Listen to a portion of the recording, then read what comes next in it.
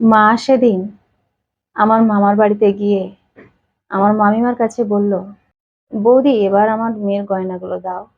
মেয়ের তো বিয়ে ঠিক হয়ে গেছে, গয়নাগুলো তো এবার লাগবে। আমার মামিমা তখন বলল, কিসের গয়না গো দিদি? তুমি আমার কাছে গয়না চাইছো মানে কি, কিসের গয়না বলছো তুমি? মামিমার এমন কথা শুনে আমার বাবা মায়ের পায়ের তলা থেকে যেন মাটি সরে গিয়েছিল। আমার মা অবাক হয়ে বলল, কিসের গয়না মানে? তোমার কাছেই তো সমস্ত গয়নাগুলো আমি রেখেছিলাম। আমরা দুজনে এত খাটাখাটুনি করে গয়না কিনেছি মেয়ের জন্য, বিয়ের সময় পারবো না একসাথে কিনতে, তাই জন্য ও যখন ছোট তখন থেকেই আমরা টাকা জমিয়ে গয়না কিনে তোমার কাছেই জমা রেখেছিলাম। তুমি কি বলছো বৌদি? তারপর আমার মা দিদার দিকে তাকিয়ে বললো, মা, বৌদি এসব কি বলছে? তোমরা সবাই জানো আমি গয়না এনে বৌদির কাছে দিয়েছি। মেয়ের দুটো হাতে চারগাছা চুড়ি, গলার হার, কানের আর জামাইয়ের সরু চেন, এগুলো সবই তো বৌদির কাছেই জমা রেখেছিলাম। এখন বৌদি এসব কি বলছে মা? শুধুমাত্র ছেলের আংটি আমি করতে পারিনি তখন, বিয়ের সময় করবো বলে ঠিক করেছিলাম এবং সেটা আমি করেও নিয়েছি। গতকাল সেটা কিনে এনেছি। আর বৌদি এসব কি বলছে? আমি তো কিছু বুঝতেই পারছি না। আমার দিদা বলল, হ্যাঁ বৌমা, এ কি কথা বলছো তুমি? আমার নাতনির সমস্ত গয়না মেয়ে জামাই সবাই আস্তে আস্তে করে কিনে তোমার কাছে গচ্ছিত রেখে গেছিল। সবাই জানি এ কথা। আজকে তুমি কি বলছো এসব? আমার মামিমা কিন্তু তার কথাতে একেবারে অনড় হয়ে রইল। কন্টিনিউ মামিমা বলে যেতেই লাগলো, আমার কাছে কোনো গয়না নেই, এসব ফালতু দোষারোপ আমাকে করবে না। আমার মা বাবার অবস্থা একেবারে শোচনীয় হয়ে গেল। যার কাছে সারা জীবনের সঞ্চিত অর্থ দিয়ে আস্তে আস্তে করে গয়না তৈরি করে গচ্ছিত রেখেছিল, আজকে সেই যদি সম্পূর্ণ অস্বীকার করে, সেখানে আর কি করার আছে? মা বাবা সেদিন আর বাড়ি ফেরেনি, মামার জন্য অপেক্ষা করছিল। বাড়িতে আমি একা। বাবাকে ফোন করলাম। বাবা বলল, আমাদের যেতে রাত হবে রে মা, তুই সাবধানে থাকিস।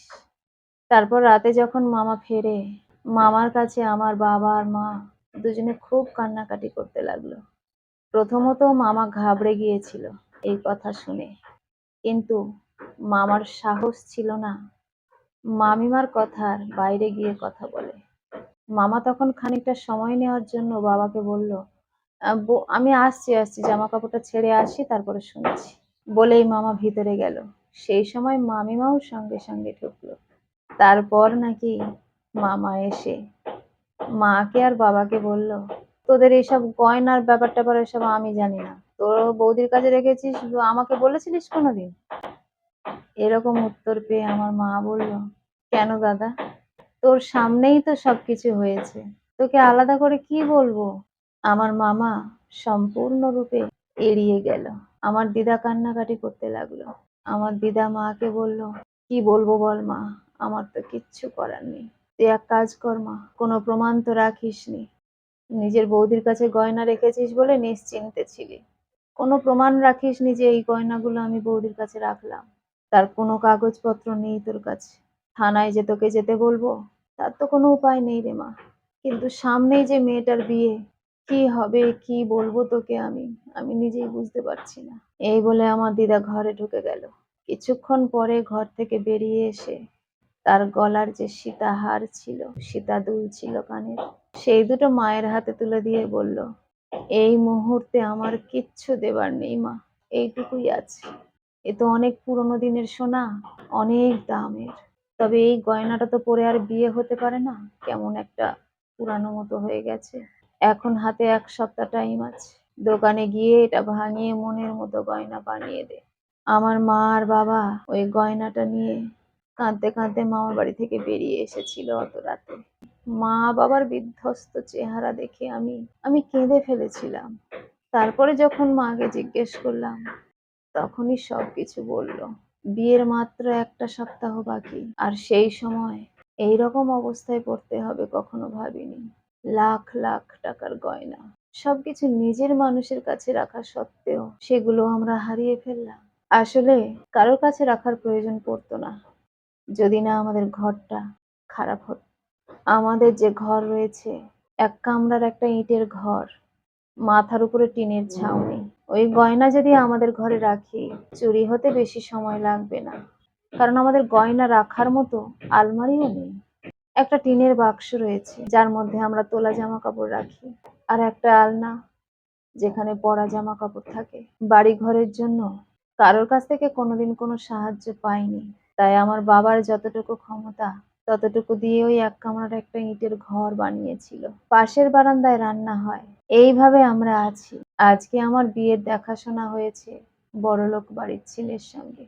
আমার বাবা-মা সবসময় এটা ভেবে আতঙ্কিত থাকতো যে এইরকম একটা বাড়ির মেয়েকে কেউ কোনোদিনও পছন্দ করবে কিনা সন্দেহ আছে। যদি কেউ পছন্দ করে থাকে তাহলে হয়তো ওই আমাদের মতোই অবস্থা তাদের। কিন্তু এত বড়লোক বাড়ি থেকে তাদের মেয়েকে পছন্দ করবে সেটা কখনোই আমার বাবা-মাও ভাবেনি, আর আমি তো ভাবিইনি। আমার বাবা-মা ভীষণ খুশি ছিল। আমার আত্মীয়রা মোটামুটি সবাই খুশি, কয়েকজন বাদে। কিন্তু এইরকম একটা ঘটনা ঘটে যাবে সেটা আমরা কল্পনাও করিনি। সেই দিনই যখন আমার হবু স্বামীর সঙ্গে আমার কথা হলো ফোনে, এই সমস্ত কথা তাকে বলেই ফেললাম। বলতেই সে আমাকে আশ্বাস দিল। বলল, "গয়না নিয়ে ভেবো না তো। বাবা-মাকে বলো গয়না নিয়ে না ভাবতে। আমার বাড়ি থেকেই সমস্ত গয়না চলে যাবে তোমার কাছে। দিদা যে গয়নাটা দিয়েছে দিদাকে দিয়ে দিও। কারণ ওটাই তার শেষ সম্বল। ওটাকে ভাঙিও না। আর যদি দিদা একান্ত নাই নেয়, মায়ের কাছে রেখে দাও। অনেক পুরানো দিনের গয়না, ওর মূল্য অনেক। বাজারে ওটাকে বিক্রি করো না। আমি মায়ের সাথে কথা বলে নেব। আমার মা তো তোমার জন্য এখানে অনেক গয়না বানিয়েই নিয়েছে। মাকে যদি বলি, আরো বেশ কয়েকটা গয়না গড়িয়ে তোমাকে দিয়ে আসবে বিয়ের আগে আগে। কেউ কোনো কথা বলতেই পারবে না। আর গয়নাটা যে আমরা দিয়েছি সেটা কাউকে বলার দরকার নেই।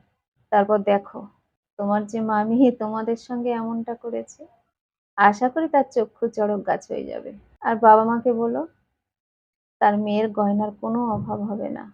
তার মেয়ে রাজরানীর মতোই থাকবে। তার মেয়ে সারা শরীরে গয়না নিয়েই শ্বশুরবাড়িতে যাবে। এইটুকু আশ্বাস আমার তরফ থেকে তোমার বাবা-মাকে দিও।"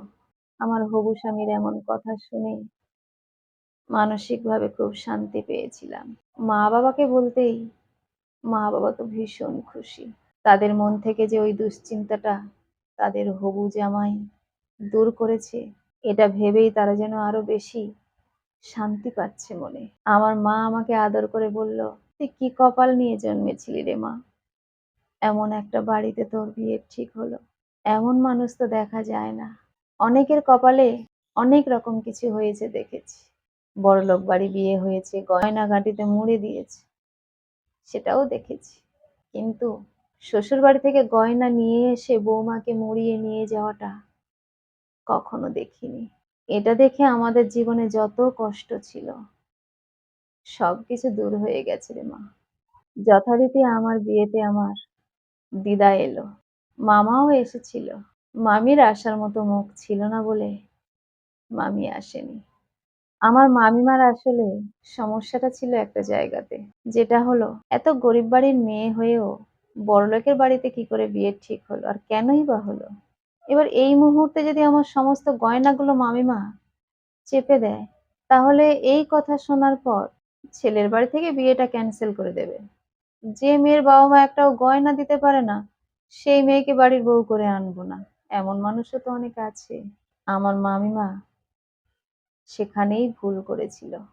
এটা ভেবে যে আমার শ্বশুরবাড়ির লোকজনও হয়তো তেমনই হবে।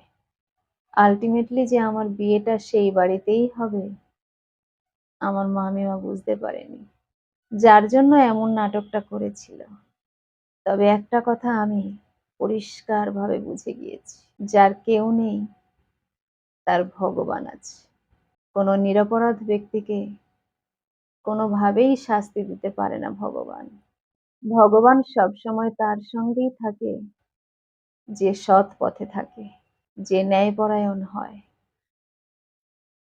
আর সেটাই হয়েছে আমাদের সঙ্গে। এর জন্য আমি, আমার বাবা-মা সবাই সারা জীবন আমার শ্বশুরবাড়ির সকলের কাছে কৃতজ্ঞ থাকব। কলমে ও কণ্ঠে, সোমা।